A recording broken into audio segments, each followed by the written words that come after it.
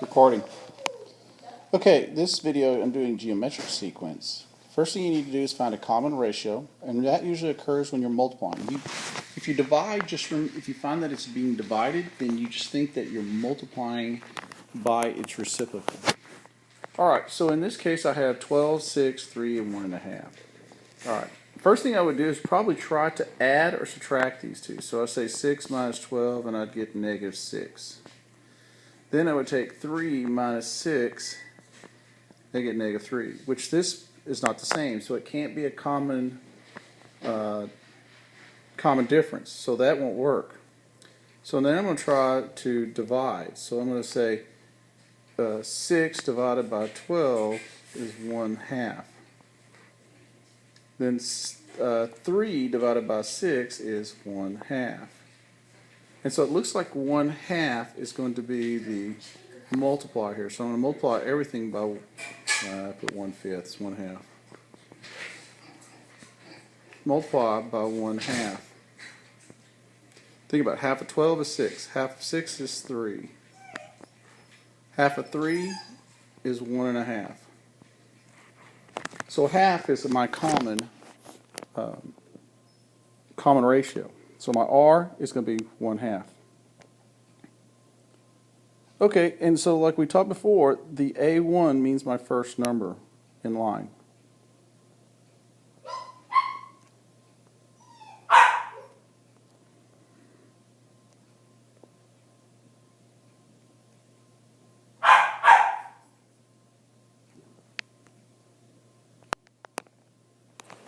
The R here represents my common ratio.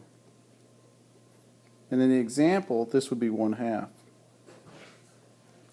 N represents my term, like the first term. This is the terms right here.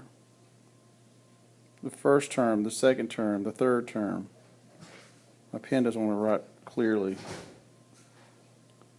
All right, so these are my terms. All right, so I'm going to do an example.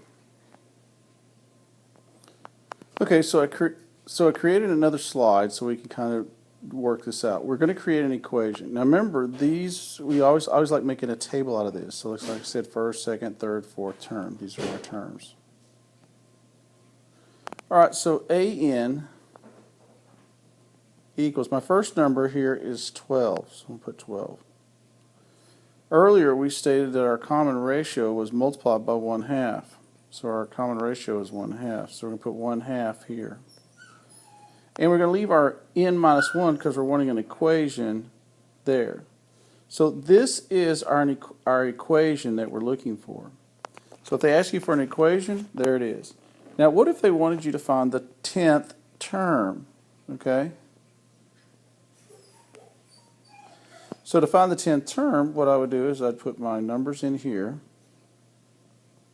And I change 1/2 to a decimal. Put 10 minus 1. And so then I say 12.5 to the 9th power.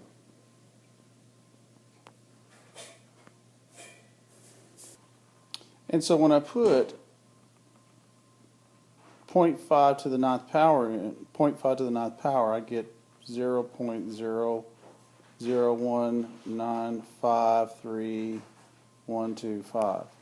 Now I just multiply this by 12. And if you do it in a graphic calculator, you can put it all at once. And so really AN is going to equal 0.023435.